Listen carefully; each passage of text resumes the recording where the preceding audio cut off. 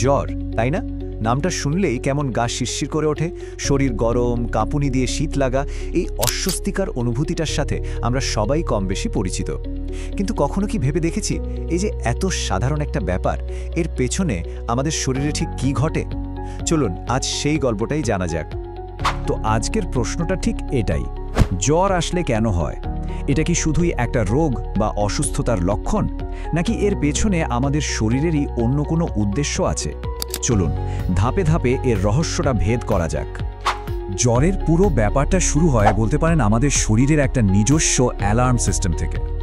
একদম সহজ করে ভাবি, ধরুন আমাদের শরীরে কিছু অনাহুত অতিথি ঢুকে পড়েছে, যেমন কোনো ভাইরাস বা ব্যাকটেরিয়া, আর ঠিক তখনই আমাদের শরীর কিন্তু চুপচাপ বসে থাকে না, সঙ্গে সঙ্গে তার ভেতরে সিকিউরিটি অ্যালার্মটা বাজিয়ে দেয়। এই অ্যালার্ম পেয়ে আমাদের যে ভেতরে সৈন্যদল আছে, মানে আমাদের ইমিউন সিস্টেম, সেটা একদম অ্যাক্টিভ হয়ে যায়। আর তারা কি করে?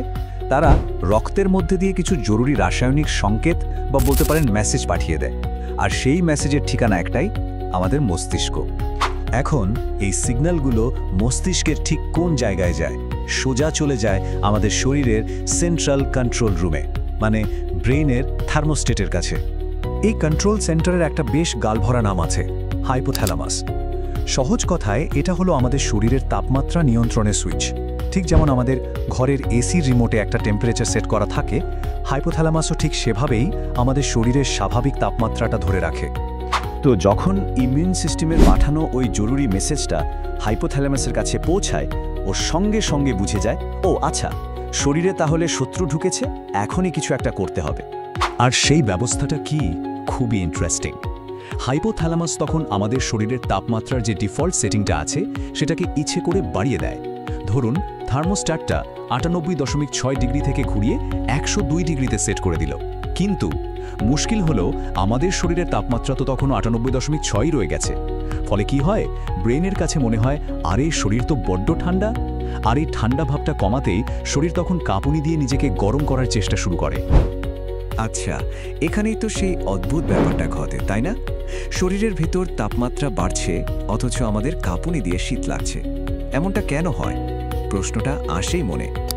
উত্তরটা কিন্তু লুকিয়ে আছে ওই তাপমাত্রার পার্থক্যের মধ্যেই। দেখুন, মস্তিষ্ক একটা নতুন টার্গেট সেট করে দিয়েছে, ধরুন 102 ডিগ্রি, কিন্তু শরীর তখনও পড়ে আছে তার পুরনো তাপমাত্রায়, মানে 98.6 ডিগ্রিতে।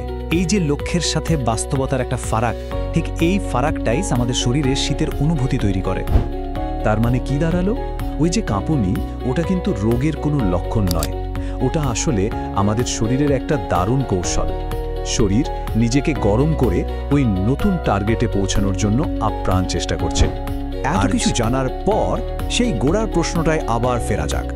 এই যে জ্বর, এই যে শরীর নিজেকে কষ্ট দিয়ে গরম করছে, এটা আসলে আমাদের জন্য ভালো না খারাপ? জ্বর কি তাহলে আমাদের শত্রু নাকি বন্ধু? এর উত্তরটা কিন্তু বেশ চমকপ্রদ। মূল কথাটা হলো, জ্বর শত্রু নয়, বরং শরীরেরই একটা প্রতিরক্ষা ব্যবস্থা। এই একটা লাইনই কিন্তু পুরো ব্যাপারটা দেখার ভঙ্গিটাই পাল্টে দেয়। কিন্তু কিভাবে এটা প্রতিরক্ষা ব্যবস্থা হলো? দুটো মূল কারণ আছে। এক, বেশিরভাগ ভাইরাস আর ব্যাকটেরিয়া বেশি গরমে টিকতে পারে না, তাদের বংশবৃদ্ধি করা কঠিন হয়ে পড়ে।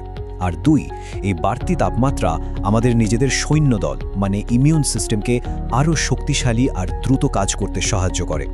বলতে পারেন এটা তাদের জন্য একটা বুস্টারের মতো কাজ করে।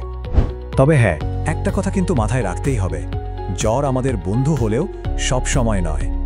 যদি তাপমাত্রা অনেক বেশি বেড়ে যায়, ধরুন 103 ডিগ্রির ওপরে, বা জ্বরটা যদি কিছুতেই না কমে, তাহলে কিন্তু বসে থাকা যাবে না। তখন অবশ্যই ডাক্তারের পরামর্শ নেওয়াটা ভীষণ জরুরি।